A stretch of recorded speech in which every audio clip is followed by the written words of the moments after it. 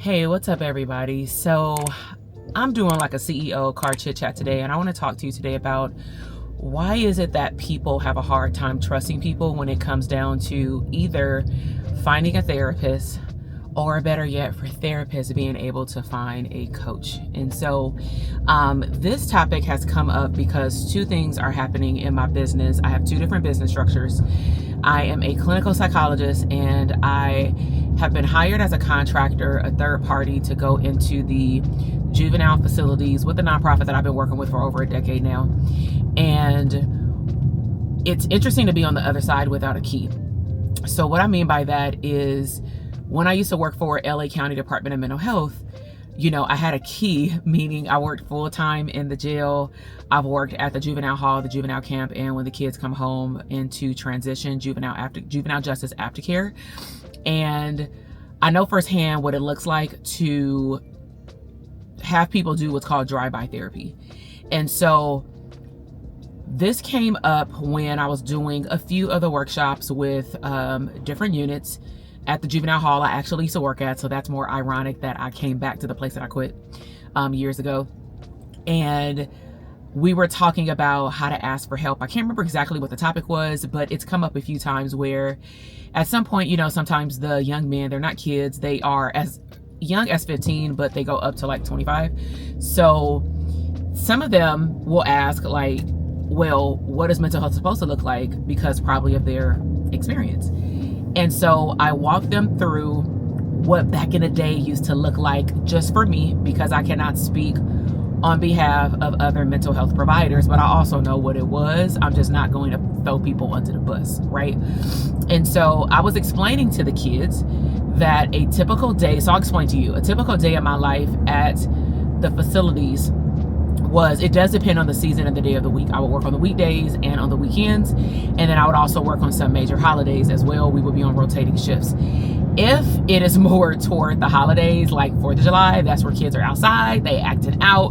We will come back from the 4th of July, day off, and have a stack of referrals, whether it was a riot in the unit or kids fighting or more kids locked up in jail, specifically in the juvenile hall. This wouldn't happen in the camps, because the camps are when the kids are sentenced. And so a typical day would be that I would get there at 8 o'clock. I would go into the main office to check my units box to see how many referrals I received. It is my job to triage that caseload and determine what are the urgent cases that I need to address today. Urgent may also be these kids need to go on movement, which means that they are they've already gotten sentenced to juvenile camp. So anytime a kid, at least the way it used to be, is I don't know how it is now, but the way it used to be was that these young people would have to be assessed for mental health to determine if they can move or not, because they need to be able to go to the next unit free and clear, not on any suicide watch, anything like that. So I would triage those. I would also cherry pick the ones that are in clearly my unit that are already in my caseload and follow up with them. But I personally gave the kids a schedule, meaning unless I'm on call on the day of your session, and I was on a rotating schedule that I did not control, which I explained that to them, and I realized that if you explain something to someone, they are understanding of a change, right? For the most part. So, but I never had any issues with the kids. So if Johnny was seen every Thursday during lunchtime, I knew that my lunchtime was after their lunchtime, or I would need to eat lunch before. Because working in the facilities back then, we had to be very creative because we were not allowed to remove the kids from school. And we had to wait until either after school or during lunch, and the kids would have to agree to meet with us during their lunch because that's their lunch. I would also get very creative with kids who I know don't play sports or do any extracurricular activities when they go outside. I would intentionally meet with those kids with the permission of probation and the permission of the young person, because I don't want to be talking to them also in a public area, but in a corner somewhere, and they don't want to talk to me because everybody watching. Even though everybody know I'm a mental health person in the unit, it's still, you want to get permission from the person. So that's how I would run my unit, and I was successfully able to see every single client on my caseload.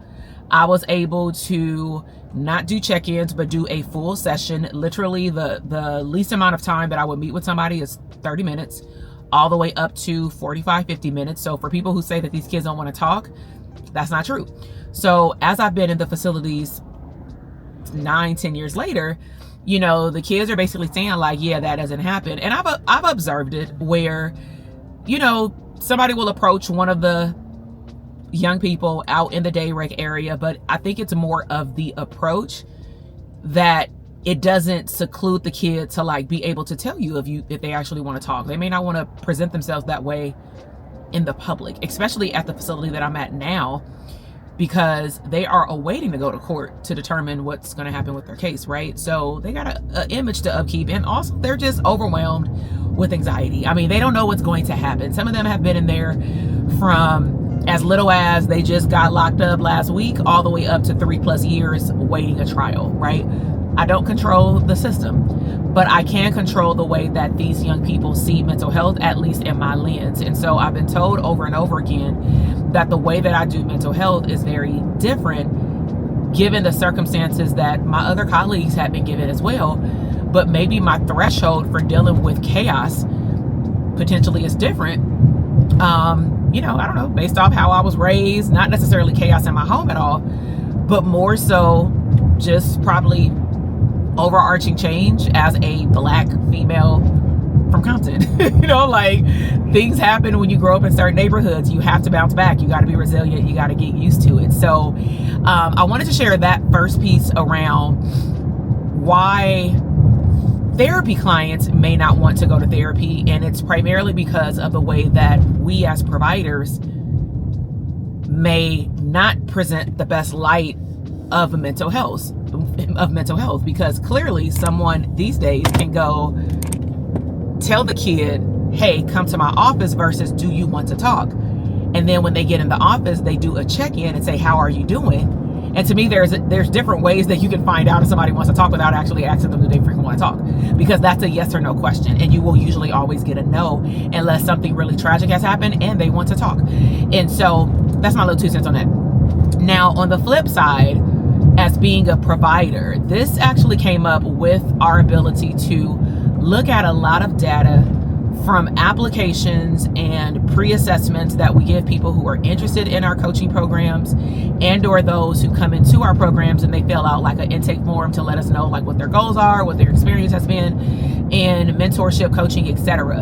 And this is the part that hurts my soul. It's very in an overlap, which is why I share the juvenile justice situation, is I continuously see with a good amount of clinicians over the last, I'm gonna say 4 years, it's really been in my face, where one of the reasons why they are very hesitant, and this is their words, not mine, the reason why they are very hesitant to making an investment when they know that the investment would help them out and they can see what kind of teacher I am, is even though I may say and I may show through my master classes or boot camps or podcasts, whatever, that I'm a great teacher, I am very structured, I am very thorough, they may not be able to trust their gut with like pressing the green light, because the last time they pressed the green light with someone who they thought was a good match was not. And so I know that, you know, we only hear one side of the story, but I ask them to give me details as much as they can. And I don't ever ask for the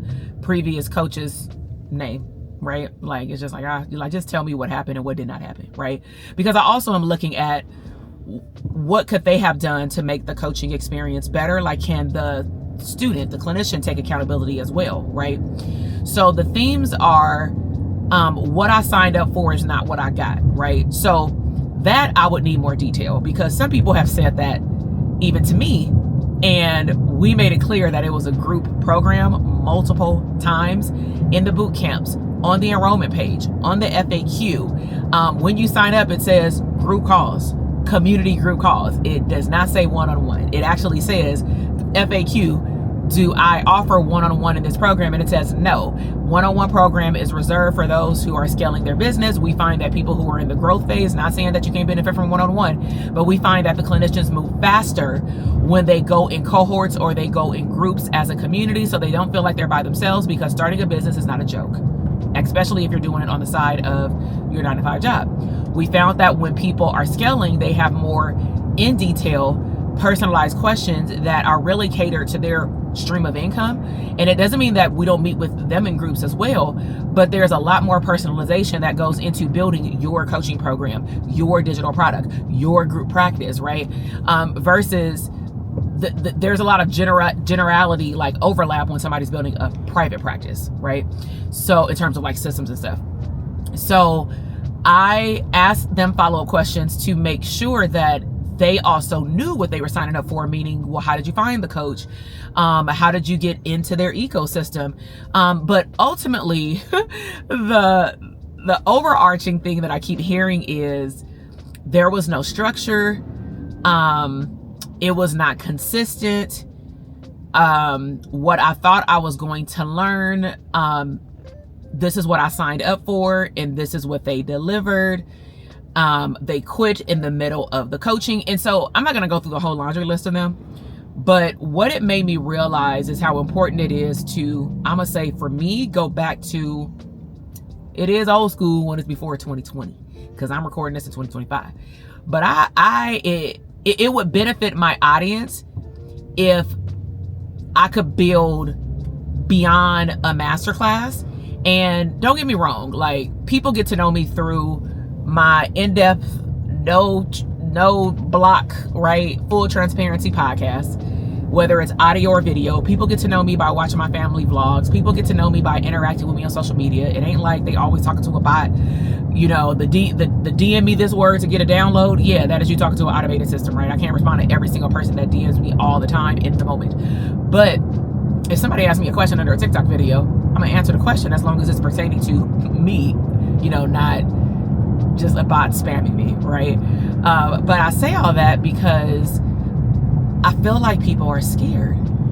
People are scared to invest in themselves, whether it's therapeutically or on the business therapeutic side, primarily because they may have been placed, whether they put themselves in that position or not, because maybe they didn't ask enough questions either. So I'm not letting therapists off the hook either. Kids are a little different in therapy, but as adults, sometimes we also are so trigger happy that we don't take time to read the information, right? We are on an adrenaline rush. And for anything $1,000 and up, you need to make sure that you read and understand what you're getting. And I will say this, because I've learned this too as an entrepreneur. Sometimes what we think we need, we desire, but we don't actually need that. We actually need something else. But from a marketing perspective, I can't tell you that. So I'm gonna give you an example. People think they need one-on-one coaching and that's it. I don't need no course. But the reality of it is that you actually need the time to learn the material so that you can formulate a coaching question. So that way, when you get on the call with the coach, you're not asking them to regurgitate what should have been in a course portal that you could have watched on your own time. And think about it. You've literally used your whole 30 minutes, 45 minutes, an hour of a coaching call for something that the coach has been repeating to 5 people that same day.